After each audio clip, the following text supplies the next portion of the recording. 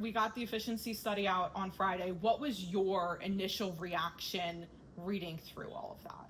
So it was, there are some things in there that were helpful recommendations. I think that's, something I've tried to drive home with the team is even if things don't materialize that will close the deficit fully, any improvement is good. And so there's definitely some stuff for us to walk away with, definitely some stuff to dig into further, but generally speaking, I'm happy with the results and I'm thankful for the team and all the hard work that went into it. What did you see as the biggest takeaway from that?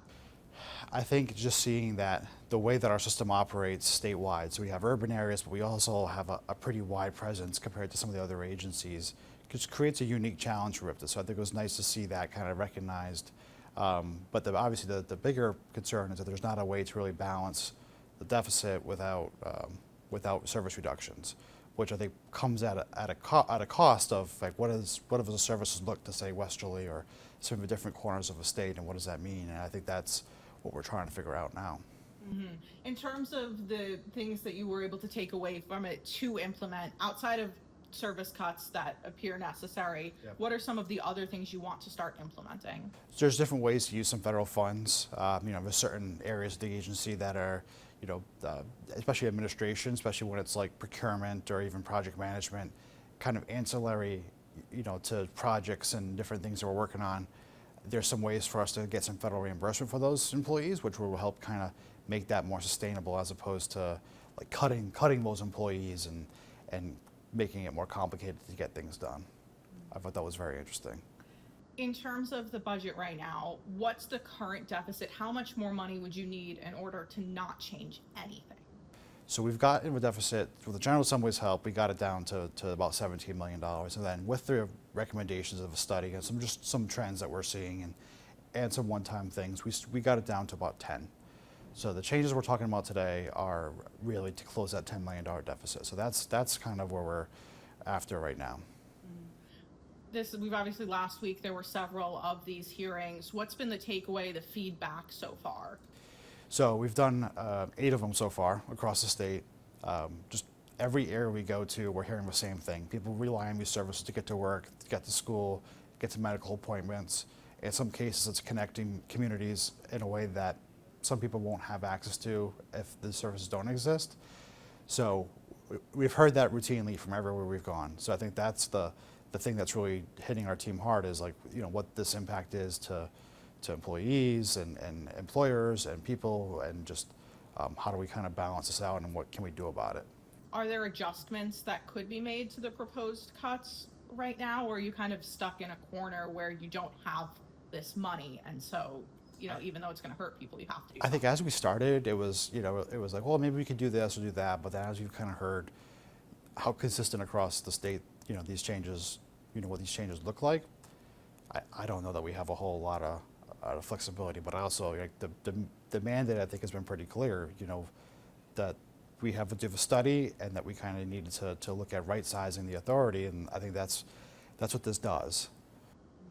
One thing that stood out to me, beyond the serving a much larger area than a lot of comparable organizations, was that the fares are pretty much on par with similar organizations, even if they're serving a smaller area. Has there been any consideration given to raising the fares? It's been quite a while since RIPTA has done that. Yeah, it's been quite a while. And I think that was interesting coming up with a study as well, is that even though it's been quite a while, our fares are still in line with a lot of agencies. And I think something you're seeing a lot of states and a lot of agencies contemplate is free fares or eliminating fares altogether. Not something we're looking at, but we are going to do a fare study this fall and really understand what we could do with fares. Whether it's zone-based, meaning like if you're going to Westerly, maybe that's a different fare than going down the street in Providence, but also trying to be mindful of, who pays the fare and what is their ability to pay. And so if it's a nonprofit that's paying fares and we increase fares, we could lose more by increasing the fare, by having those entities say, we're not buying bus passes anymore, that we could gain. So it's a balance that we have to strike. But we're absolutely looking at it. There's nothing that we're going to not look at to try to close this and preserve service. In terms of the ridership over the last 12, 13 years, it's down 35%. How do you fix that problem? That's a good question. I think part of that is when ridership was very high 10 years ago, oil prices were through the roof. A barrel of oil was far higher, gas prices were far higher, and I wasn't at RIPTA when that happened, but I remember everyone's always said, like, back in those days, it was, please take next full bus. Like, the ridership had filled every bus, and they were adding service, and they were trying to do different things. So that might have been a bit of an anomaly, but the trend is still that ridership has fallen, and coming out of the pandemic, it's somewhat plateaued. This is where we've tried to really be innovative over the past year, which was, how do we partner with employers to really cost effectively create options for people to get to work, without really putting a big strain on our budget, but also how do we get people to try transit for the first time? And I think that's, one of the success stories for us is the soccer stadium is like, this sits on the R line. That's what people don't realize. Like, the bus was doing this loop anyways as part of its like end of the run.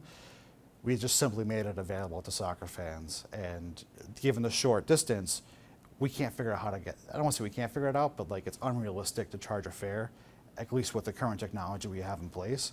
But we've got this partnership with the soccer stadium, and the whole thing is, are people trying transit for the first time? And if we can get people to try for the first time and see that the bus is clean, the driver's friendly, it's safe, it's reliable, we have a better shot at getting more businesses to invest, and getting ridership up and getting people to take transit, even if not to work every day, sometime, in the summer or some point in the year, they might try to take it. I think that's really the big thing, is how do we change what transit looks like and how people look at it in the state. And that's where I think that's the only real way to kind of, stop a decline in ridership and start doing something that grows it. How do you balance trying to bring in new people when at the same time you have this major budget deficit and you're forced to make cuts? Yeah, I think, what we've tried to do is the approach we've tried to take is like, hey, last year we had a budget that allowed us to do certain things. So we went out there and we executed that budget to the best of our abilities. It included, new training programs for drivers. It included new services. Now we have a different budget, and we have to kind of go out there and execute on this. So, are those two things, can we grow ridership with the resources we've got? We're going to see a pretty good decline in ridership as a result of these changes. But we'll have to find a way forward, and continue to do the best we can and take the resources we do have and be effective with them.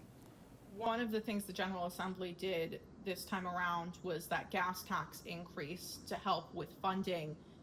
If that wasn't to continue next year, how do you navigate some of that, not knowing where this money is going to come from in a year from now as you're trying to make long-term plans for sustainability? It's a really good question. I think that's probably the goal of this fall, is to really work with the governor's office and the Senate and House leadership to really understand, what can we expect going forward? The study's done now. I think part of that study's requirement was kind of helping everybody get on the same page as to what RIPTA is, where we are, what the needs are, and then finding a way to sustainably fund the agency. That's the part that I think a lot of the legislature and the governor have all been waiting for. They've been waiting for that study. They didn't want to do anything until that study was complete, and I understand. Like, they have this feeling that they keep putting money into it, and what do they get out of it? I think hopefully now we're on a path to start proving what the benefit is of transit and finding a way to sustainably fund it. And whatever that looks like, having ourselves in a place where we can predict where we're going to be going forward and execute on that.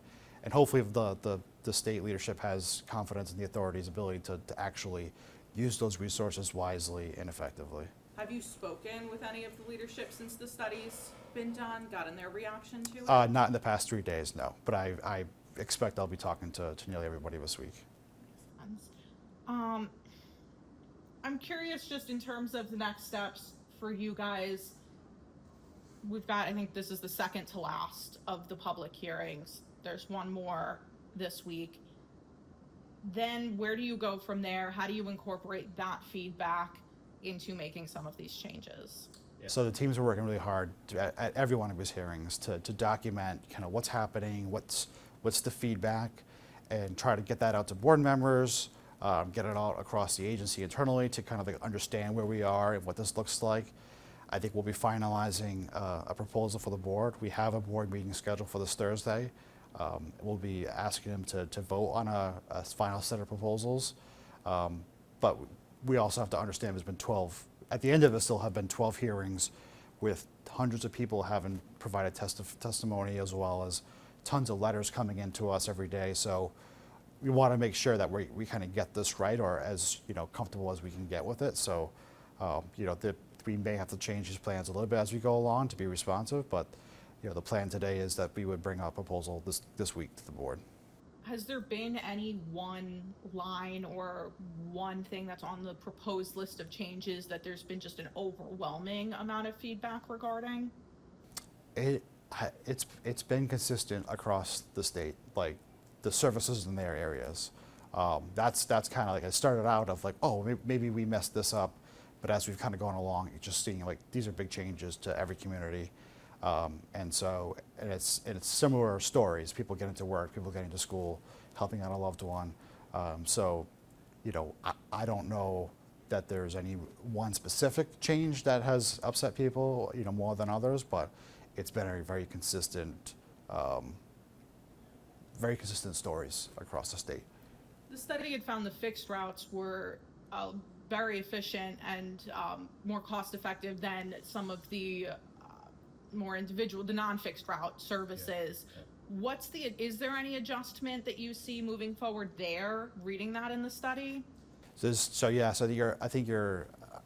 know a lot of our fixed route service, especially like the R line and the 20 and these different high performing routes, they're really effective because it carries a lot of people for like who rides. I think that's a big challenge, is that we are a statewide agency, and so providing service to every corner of the state, how do we do that effectively? And fixed route lines, everyone always talks about, oh, it's a big bus driving and no one's on it. Well, that bus will be full at some point on its journey. And the difference between a big bus and a smaller bus is they're both federally funded, right? And so the only real operating impact is the driver. And it's the same driver, more or less, driving the big bus from the small bus. So how do we cost effectively provide service out there in capacity? I think some of those like non-fixed route services is something people want to hear, they want to see more of, because they want to see more access, as opposed to, oh, you live directly on this line, as opposed to you live in this region. So that's something we have to figure out. The study is saying our fixed route services are more effective, but we're hearing a lot of the public and the communities ask for more of those flexible kind of on-demand type services that are more nimble. So that's a balance we have to strike. Is there anything else you want to add that you think is important to know? Yeah, I mean, we don't, these are drastic changes, and we understand, but I think, it's not something we want to be doing, but at the same time, like, we have to live within the resources we do have. And I think that's been, we've heard that from, every corner of the state leadership here of, there is no money, and so you have to go out there and kind of balance this out, and that's the task we've been given, and that's what we're trying to carry out. And we're just kind of in these conversations, we see it, we hear it. There's a lot of uncertainty at the federal level. There's just so much that's happening right now fiscally. That there's not a lot of options. So we're trying to just get through this the best we can. There's no solution that's going to make everyone happy. No, I don't think so.